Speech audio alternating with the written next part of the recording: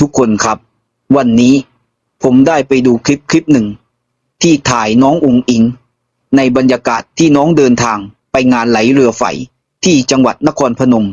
ผมเห็นแล้วรู้สึกทึ่งในตัวน้องมากพอน้องก้าวลงจากรถได้ไม่นานน้องก็ได้รับเงินมาลัยน้ำใจจากพ่อแม่ที่มาขอถ่ายรูปกับน้องอย่างล้นหลามมีเข้ามาเรื่อยๆแบบไม่ขาดสายบรรยากาศในช่วงบ่ายของงานไหลเรือไฟจังหวัดนครพนมอากาศยังอบอ้าวเล็กน้อยแต่บรรยากาศรอบๆงานกลับคึกคักไปด้วยผู้คนจำนวนมากที่มารวมตัวเพื่อรอชมการแสดงยามค่ำคืนขณะเดียวกันเสียงพูดคุยเสียงหัวเราะและรอยยิ้มก็สะท้อนถึงความสุขของผู้คนที่ได้มาพบเจอกัน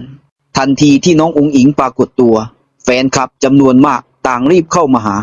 ขอถ่ายรูปบางคนถึงกับยกโทรศัพท์ขึ้นถ่ายทันทีที่เห็นเธอเดินเข้ามาและสิ่งที่น่าทึ่งกว่านั้นคือพ่อแม่หลายคนเดินเข้ามามอบเงินให้น้องอุ๋งอิงทันทีในระหว่างการถ่ายรูปมีทั้งแบงค์ร้อยแบงค์พันและบางคนถึงกับมอบเป็นเงินก้อนใหญ่หลายหมื่นบาทโดยไม่ลังเลผมยืนมองแล้วต้องพูดตามตรงเลยว่าทึ่งมากไม่เคยเห็นที่ไหนมาก่อนเลยครับศิลปินที่เพียงแค่เดินผ่านผู้คนกลับมอบทั้งรอยยิ้มน้ำใจและเงินทองให้ขนาดนี้ทั้งหมดนี้ไม่ได้เกิดขึ้นเพราะโชคชะตาเพียงอย่างเดียวแต่เกิดจากความศรัทธาที่ FC มีต่อน้องอุ๋งอิงความศรัทธาที่สร้างมาจากน้ำเสียงที่จับใจความจริงใจที่ส่งถึงผู้คนและความอ่อนน้อมที่เธอแสดงออกทุกครั้งที่พบเจอแฟนๆเมื่อเวลาล่วงเลยเข้าสู่บ่ายแก่ๆจำนวนผู้คนรอบตัวน้องอุ๋งอิงก็เพิ่มมากขึ้นเรื่อยๆจากกลุ่มเล็กๆกลายเป็นคลื่นมหาชนทุกคนแสดงออกถึงความรักในแบบที่แตกต่างกันบางคนขอเพียงรอยยิ้มบางคนอยากได้กอดบางคนอยากยื่นของฝากเล็กๆน้อยๆแต่ส่วนใหญ่แล้วเลือกที่จะมอบเงินให้น้องอุ๋งอิงสิ่งเหล่านี้สะท้อนให้เห็นว่าอุ๋งอิงไม่ใช่แค่ศิลปินแต่เป็นดั่งสัญลักษณ์ของความหวังและกำลังใจทุกธนบัตรที่ส่งถึงมือเธอไม่ได้มีเพียงมูลค่าแต่ยังมีเรื่องราวมีคำอวยพรและมีความรู้สึกซ่อนอยู่ในนั้นบรรยากาศในช่วงเวลานั้นจึงเต็มไปด้วยพลังงานแปลกประหลาดเหมือนคลื่นความรักที่ซัดเข้ามาไม่หยุดหย่อนยิ่งทำให้น้องอุ๋งอิงยิ้มกว้างดวงตาเป็นประกายและแสดงออกถึงความสุขที่แท้จริงและผมก็เชื่อว่าทุกคนที่อยู่ตรงนั้นต้องสัมผัสได้เหมือนกันว่านี่คือปรากฏการณ์แห่งศรัทธาที่ไม่ธรรมดาใกล้ถึงเวลาเย็นเวทีใหญ่ก็เริ่มประดับไฟสว่างใสเสียงซ้อมเครื่องเสียงดังขึ้นผู้คนทยอยหาที่นั่งกันเต็มพื้นที่แต่รอบๆน้องอุ๋งอิงยังคงคึกคักไม่ลดลงเลยพ่อแม่ที่มาจากต่างอำเภอต่างจังหวัดบางคนเดินทางไกลหลายร้อยกิโลเพื่อมาพบเจอเธอต่างพูดเป็นเสียงเดียวกันว่าแค่มาเห็นน้องใกล้ๆก็คุ้มแล้วและที่มากกว่านั้นคือยังอยากตอบแทนเธอด้วยการหยิบเงินส่งให้อีกครั้งภาพที่เห็นคือแฟนคลับเข้าคิวถ่ายรูปและทุกครั้งที่ยื่นเงินให้น้องน้ำใจเหล่านั้นก็เต็มไปด้วยรอยยิ้มและคำอวยพรไม่ใช่เรื่องของตัวเลขว่าจะมากหรือน้อยแต่มันคือสัญลักษณ์ของความผูกพันความรักและศรัทธาที่แฟนๆมีให้อย่างไม่มีเงื่อนไขก่อนที่เสียงดนตรีแรกจะดังขึ้นผมพูดได้เต็มปากเลยว่าผมไม่เคยเห็นที่ไหนมาก่อนที่ศิลปินจะได้รับการยกย่องรักและเทิดทูนด้วยหัวใจจริงๆแบบนี้อุ๋งอิงไม่ใช่แค่ดาวบนเวทีแต่เป็นแสงสว่างที่ส่องใจผู้คนทุกที่ที่เธอไปและนี่คือเหตุผลว่าทำไมทุกก้าวของเธอจึงเต็มไปด้วยพลังของความศรัทธาแดดยามบ่ายคล้อยลงเล็กน้อยแต่ลมเย็นจากแม่น้ำโขงก็พัดเข้ามาทำให้บรรยากาศรอบงานไหลเรือไฟเริ่มชุ่มฉ่ำผู้คนแต่งกายสวยงามบ้างใส่ผ้าไหมพื้นเมือง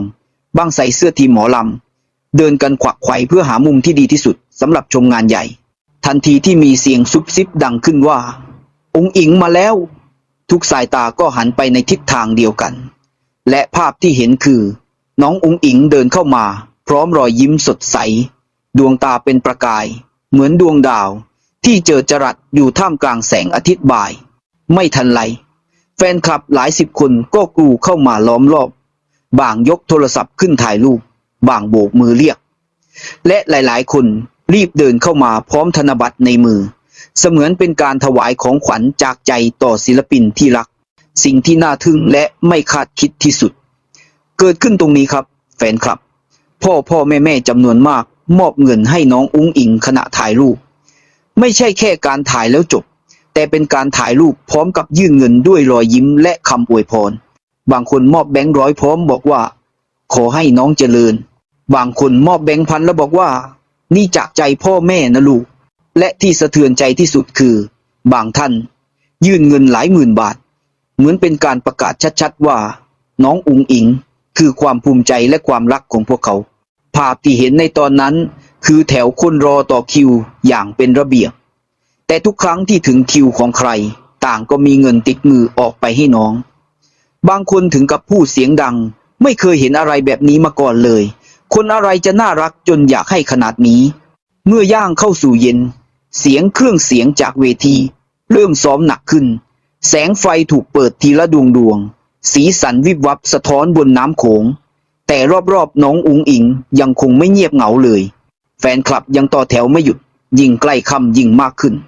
ราวกับคลื่นมนุษย์ที่ไม่สิ้นสุดสิ่งที่ผมเห็นแล้วทึ่งที่สุดคือทุกคนไม่ได้มาเพื่อขอเพียงถ่ายรูปแต่ตั้งใจจะมอบเงินให้น้องทุกครั้งมันไม่ใช่เพียงการให้เงินธรรมดาแต่คือสัญลักษณ์แห่งศรัทธา